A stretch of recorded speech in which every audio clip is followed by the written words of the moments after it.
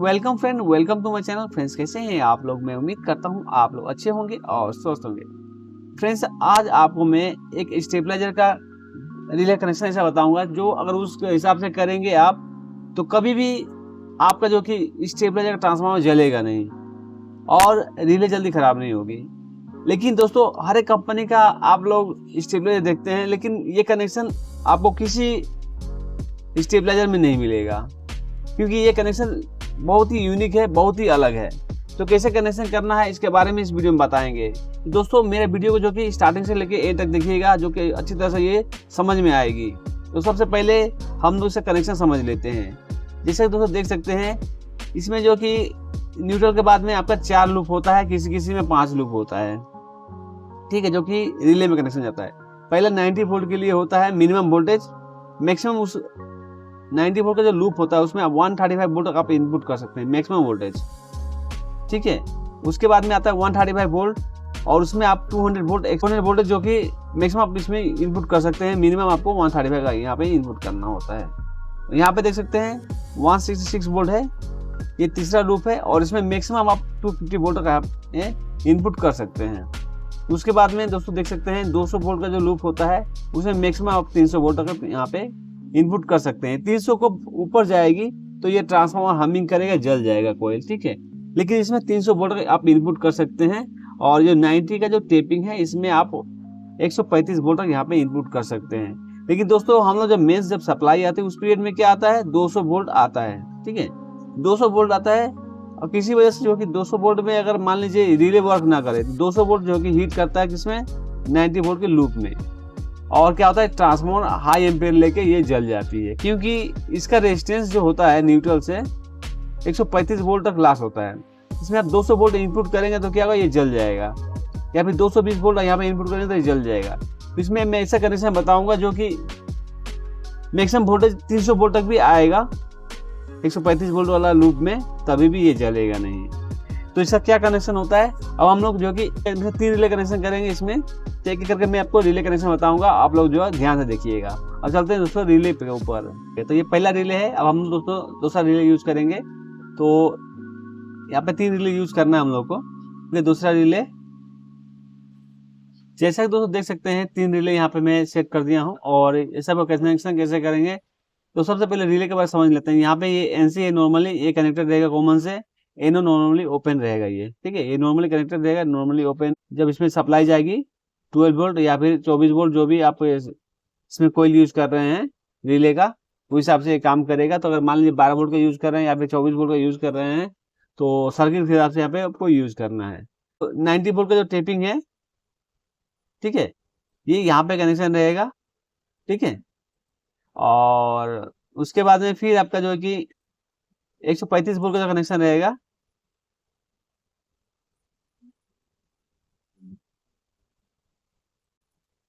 ठीक है, 135 volt connection यहाँ पे हो गया।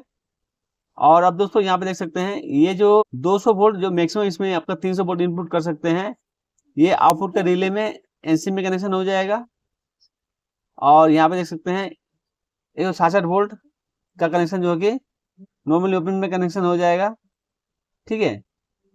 यहाँ पे कनेक्शन हो गया। यहाँ पे 2 रिले में 4 कनेक्शन यहाँ पे हो गया कंप्लीट। अब दोस्तों यहाँ पे एक बात का ध्यान रखना है, ये जो पहला रिले है यहाँ से जो है कनेक्शन आपका चला जाएगा नॉर्मली कनेक्टेड में, पहला रिले में। और यहाँ पे देख सकते हैं,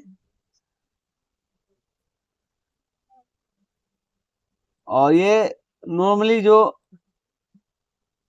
ओपन है सेकेंड के कॉमन से ये कनेक्शन हो जाएगा। तो इसमें सर्किट कौन सा यूज करेंगे समझ लेते हैं।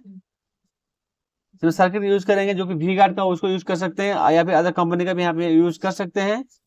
तो इसका कनेक्शन क्या करना होता है इसके बारे में समझ लेंगे हम लोग। दोस्तों देख सकते हैं यहाँ पे ये रिले कनेक्शन है और ये ट्रांसफार्मर कनेक्शन है। यहाँ पे स्टेबलाइजर का पीसीबी बोर्ड लगा हुआ है, जो कि ये जो पीसीबी बोर्ड है, आप जो वी गार्ड का कंपनी का स्टेबलाइजर आता है, वी गार्ड कंपनी जो स्टेबलाइजर आता है, स्टेबलाइजर उसका पीसीबी बोर्ड आप यूज कर सकते हैं, या फिर आप एक अलग से रिले लगा के आप यूज कर सकते हैं। ये जो रिले कनेक्शन है इसका अपोजिट डायरेक्शन में आपको कनेक्शन करना है, ठीक है। यहाँ पे देख सकते हैं अलग कंपनी में क्या होता है, ये जो इसका कॉमन है ये एनसी से जुड़ा रहता है, जो कि यहाँ पे आते हुए ये 90 वोल्ट में स्टार्टिंग में कनेक्शन होता है, लेकिन दोस्तों इसमें ये जो रिले कनेक्शन है ये अपोजिट डायरेक्शन में काम करता है, बाकी सब रिले सेम आपका कनेक्शन आपको देखने को मिलेंगे।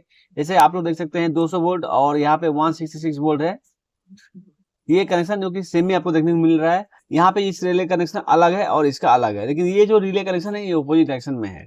तो मैं बता देता हूँ किस तरह ये काम करता है। जैसे स्टार्टिंग में जो कि वोल्टेज आप जब भी इसमें इनपुट होगा 90 वोल्ट, ठीक है, तो यहाँ पे 90 वोल्ट जब इनपुट हो रहा है, ये यहाँ पे ये इनपुट का कनेक्शन है, ये आपका आउटपुट का यहाँ पे कॉमन से आउट में हो जाएगा, यहाँ पे इनपुट हो जाएगा। तो जैसे ही इसमें वोल्टेज आएगा 90 वोल्ट, तो 90 वोल्ट कहाँ पे जाएगा, यहाँ पे देख सकते हैं इसमें इनपुट होगा, ठीक है। और जब यहाँ पे 90 वोल्ट आएगा तो इस पीरियड में क्या होगा, ये जो रिले है पहले के स्टार्टिंग में जो कि ऑफ रहता है, धीरे करके ऑन होता है, धीरे से ये ऑन होता है। तो जब यहाँ पे जब इनपुट होगा उसके बाद धीरे से जब यहाँ पे ये आएगा, तो जो कि आपका वोल्टेज में फ्लक्चुएशन देखने को नहीं मिलेगा। यहाँ पे इनपुट होगा और इनपुट होने के बाद में ये आपका चला जाएगा 90 के टेपिंग पे, जैसा कि आप लोग देख सकते हैं 90 के टेपिंग पे आ जाएगा। तो सबसे पहले आपका जो कि इसमें रिले ये काम करेगा, आउटपुट का रिले, ठीक है, आउटपुट का रिले काम करेगा। जब होता है पहले जब सप्लाई इनपुट करेंगे तभी ये रिले ऑन हो जाएगा, ठीक है। उसके बाद में जो कि ये ऑन होगा, उसके बाद फिर ये ऑन होगा, फिर ये ऑफ हो जाएगा। ऑफ होने से क्या है, नॉर्मली ये कनेक्शन में ये कनेक्शन हो जाएगा।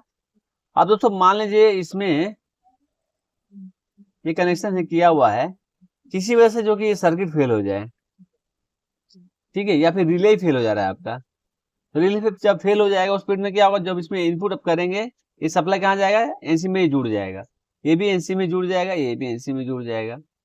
जब एनसी में जुड़ जाएगा तो मान लीजिए अभी 220 वोल्ट आ जाए मेन लाइन में, वो कहाँ जाएगा, एनसी में जुड़ जाएगा। जब एनसी में जुड़ जाएगा तो कहाँ जाएगा, ये जुड़ जाएगा 200 वोल्ट का टेपिंग में, जो कि 300 वोल्ट तक ये कंज्यूम कर सकता है। तो यहाँ पे जो कि आपका ये ट्रांसफार्मर बच जाएगा, ट्रांसफार्मर जलेगा नहीं, ठीक है, और रिले पे भी लोड आपका कम पड़ेगा। तो इस हिसाब से कनेक्शन आप कर रहे हैं, जो कि आपको रिले भी बचा सकते हैं और आपका मेन जो है ट्रांसफार्मर भी बच जाएगा। अब दोस्तों मान लीजिए आपके पास वी गार्ड के पीसीबी बोर्ड नहीं मिल रही है, तो आपको कनेक्शन क्या करना है मैं आपको बता देता हूँ। अगर वी गार्ड की अगर पीसीबी बोर्ड नहीं मिल रही है तो इसके लिए क्या करना होगा, एक आप छोटा सा रिले आप यहाँ पे यूज कर सकते हैं। अब दोस्तों क्या करना है, ये जो ऑपोजिट डायरेक्शन में अगर रिले नहीं काम कर रहा है तो यहाँ पे आप अलग से काम करा सकते हैं ऑपोजिट डायरेक्शन में रिले को। तो यह क्या करना है, जो कि यहाँ पे जो जुड़ रहा है कनेक्शन, इसको आप यहाँ पे नहीं जोड़ के यहाँ से इसको कनेक्शन यहाँ पे कर दीजिए, ठीक है। अब दोस्तों ये जो रिले कनेक्शन है जैसे ये काम करता है, इसको यहाँ पे कनेक्शन कर दीजिए और यहाँ से जो एक सप्लाई आपको क्या लेना है,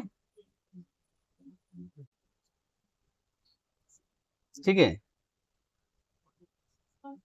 और ये जो कि रिले स्टार्टिंग में क्या होगा, ये ऑफ होगा, ठीक है, ऑफ होगा, तो आपको यहाँ कनेक्शन कर देना है।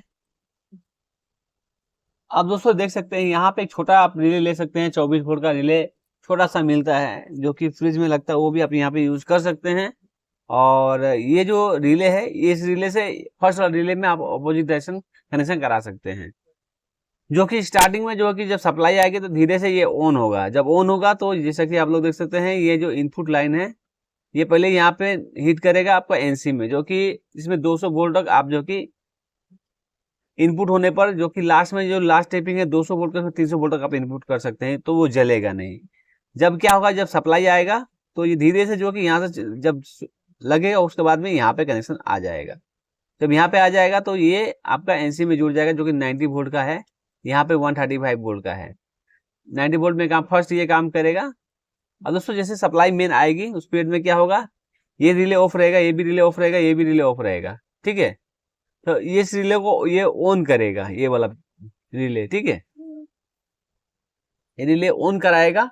इस पीरियड में क्या होगा, जब सप्लाई आएगी इसके थ्रू इसमें जाएगा और यहाँ पे जो कि ये रिले में चला जाएगा और ये रिले को ऑन कर देगा, ठीक है। जब रिले को ऑन कर देगा तब ये जो कि ये सबको सप्लाई आएगा इसमें और ये आपका 90 वोल्ट में जाएगा।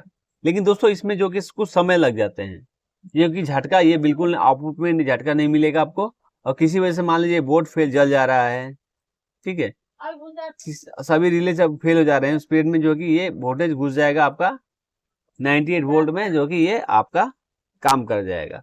अब दोस्तों कोई पीसीबी बोर्ड आता है जो कि फर्स्ट रिले जो कि अपोजिट डायरेक्शन में काम करते हैं, तो वो भी परचेस कर सकते हैं, जो कि वी गार्ड का कंपनी का आता है। और आजकल तो बहुत सा मार्केट में भी मिल रहे हैं। आप फर्स्ट जो रिले अपोजिट डायरेक्शन में काम करता है, या फिर यहाँ पे एक रिले के थ्रू करा सकते हैं, या फिर जो ट्रांजिस्टर इसमें लगा हुआ है BD139 लगता है, उसमें जो है कि एक ट्रांजिस्टर और लगा के इसको अपोजिट डायरेक्शन करवा सकते हैं। अगर आपको डायग्राम चाहिए डायरेक्शन सर्किट डायग्राम, तो मैं वहां पे जो कि आपको एक मैं लिंक दे दूंगा, वहां से आपको इसका पूरा डायग्राम आप लोगों को मिल जाएगा। तो इस तरह आप कनेक्शन कर सकते हैं। दोस्तों ये मेरा वीडियो कैसा लगा कमेंट बॉक्स में जरूर बताइएगा। अच्छा वीडियो को लाइक कीजिएगा, दोस्तों में शेयर कीजिएगा और सब्सक्राइब करना भूलिए। दोस्तों आज के इतना ही। Thank you for watching. जय हिंद।